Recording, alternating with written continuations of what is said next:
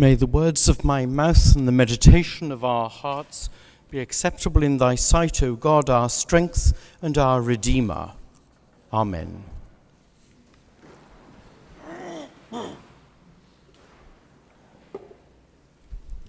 I believe it is Bob Miller who remarks that any sermon on Trinity Sunday that is longer than 15 minutes verges on heresy. So I will keep that in mind.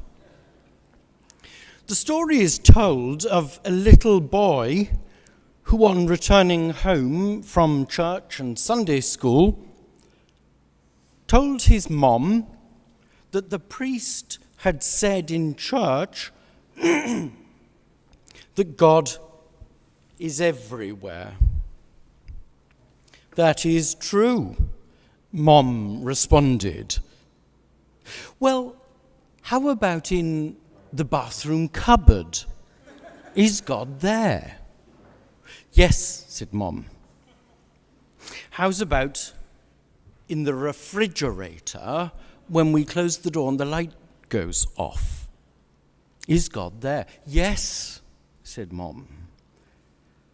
How about in this cake tin? Asked the little boy, as he took off the lid from the cake tin. Well, I suppose God is even in the cake tin, answered his mom.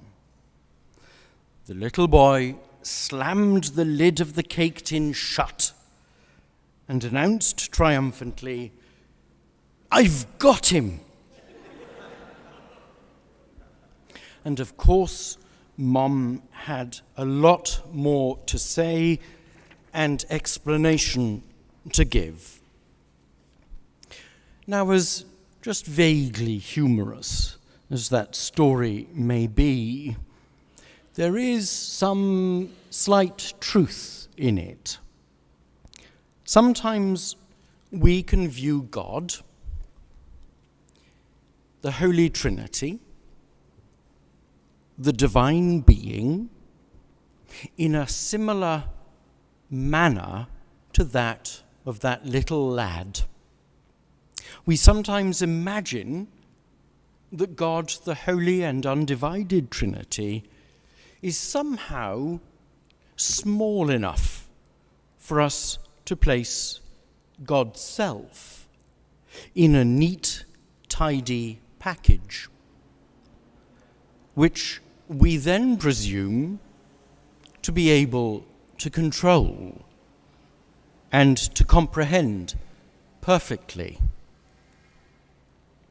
So often we want a God of our own making, made in our image, on our terms, a domesticated, a tame God. Now, the spirituality of the very, very first Christians was formed and shaped by two overriding convictions.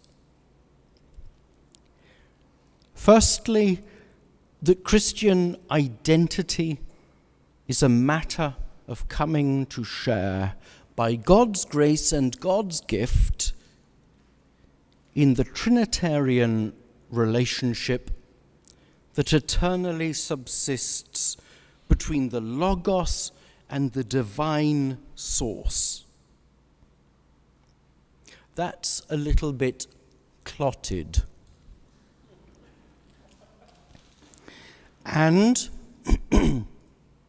that we encounter here in liturgy and music, in worship, praise and prayer, we encounter here, or actually, it's the other way around. We are encountered by the being of God that can never be reduced to a finished, conceptual, watertight set of theories or ideas. However much we may labor to remove the obvious inadequacies and misunderstandings in our speech about God, in our God talk, in our theology,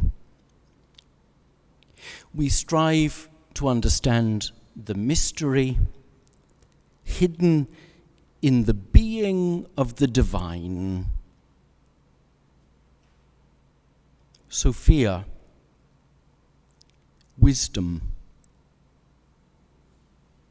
the ultimate mystery of the universe, the beauty of the divine that is all-encompassing and is yet beyond our reach. The beauty that gives meaning and direction to our world, to our universe, to all time and space. The icon by Rublev of the angels visiting Abraham is, of course, an allegory of the divine being. They are not strangers, they are angels. They are not angels, they are the members of the divine Trinity. And you will notice that the three are on each side, but there is another place where we find our location, where we are drawn into the icon, where God waits on us with patient anticipation for our collaboration, for our input, for our love. Ultimately, it is the theme of love and grace and compassion and patience that confronts us, that understands us better than we know ourselves. The story of faith is the divine reaching out to us. And so we need re-enchantment. We need a new regarding of mystery, of wisdom, of Sophia.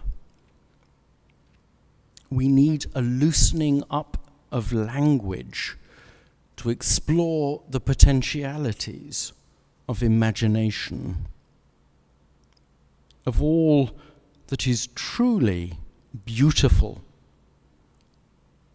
and truthful and at the heart of the universe.